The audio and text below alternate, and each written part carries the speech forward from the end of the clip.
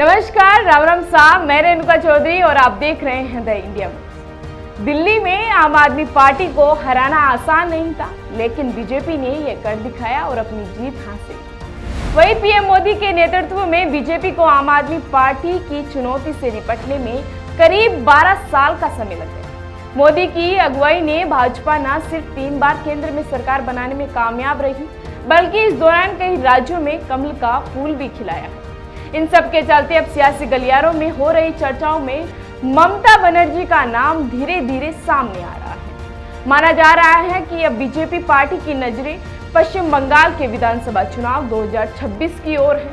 वही कहा तो ये भी जा रहा है कि दिल्ली चुनाव में जीत के बाद से भाजपा का आत्मविश्वास तो बढ़ा ही है और निश्चित है कि अब वो अपने फॉर्मूले के साथ ममता बनर्जी को चुनौती देने की कोशिश कर रही है।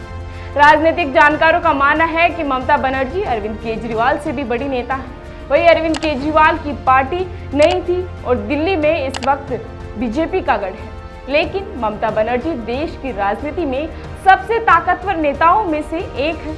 अब सवाल उठता है कि क्या बीजेपी के लिए बंगाल जीतना दिल्ली जैसा आसान होगा? क्या बीजेपी ममता के गढ़ बंगाल को जीत पाएगी? कांग्रेस और इंडिया गठबंधन पर क्या असर होगा?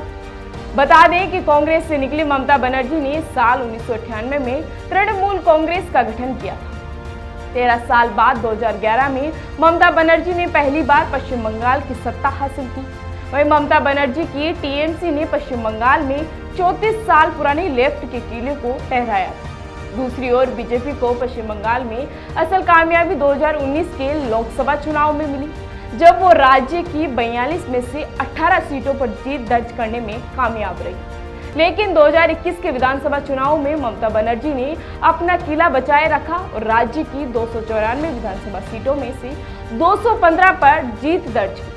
वहीं 2024 की बात करें तो 2024 के लोकसभा चुनाव में भी ममता बनर्जी ने पश्चिम बंगाल में अपनी स्थिति मजबूत की और 42 में से 29 सीटों पर जीत दर्ज की।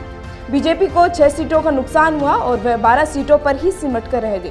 जानकार मानते हैं कि दिल्ली की जीत के बाद बीजेपी की नजर 2026 में पश्चिम बंगाल में ममता बनर्जी को पछाड़ने पर है, क्योंकि पश्चिम बंगाल की सीएम ममता बनर्जी बीजेपी को कड़ी चुनौती देती आई है।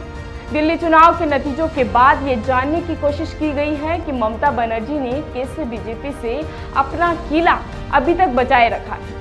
वहीं दिल्ली में अरविंद केजरीवाल की हार के बाद ममता बनर्जी ने बीजेपी पर गंभीर आरोप लगाया है। माना जा रहा है कि ममता बनर्जी को डर है कि कहीं इससे बीजेपी को फायदा हो सकता है, जैसे दिल्ली इलेक्शन में हुआ। बता दें कि ममता बनर्जी ने भाजपा पर आरोप लगाते हुए कहा कि बीजेपी वोटर्स कार्ड में ऑनलाइन वोटर रजिस्टर कराए जा रहे हैं, इसमें बिहारी लोगों के नाम डाले जा रहे हैं। जो काम इन लोगों ने महाराष्ट्र और दिल्ली में किया, वही काम अब बंगाल में भी करने का प्लान बना रहे हैं। लेकिन बीजेपी वाले कान खोलकर सुन लें कि बंगाल के बाहर के लोगों को हम वोट नहीं करने देंगे। वे दूसरे राज्यों में ऐसा कर सकते हैं, लेकिन बंगाल में हम ऐसा नहीं होने देंगे। अब जिस तरह से भाजपा ने रणनीतिक सूझबूझ दिखाते हुए 12 साल पुराने आम आदमी पार्टी के गढ़ को दिल्ली में ध्वस्त किया है, उसके बाद से हर किसी के मन में ये सवाल है कि भाजपा ममता दीदी के पश्चिम बंगाल की सियासी तस्वीर बदलने में कामयाब हो पाती है या नहीं। ये तो वक्त ही बताएगा। फिलहाल ऐसी खबरों के लिए बने रहिए हमारे साथ और देखते रहिए द इंडिया।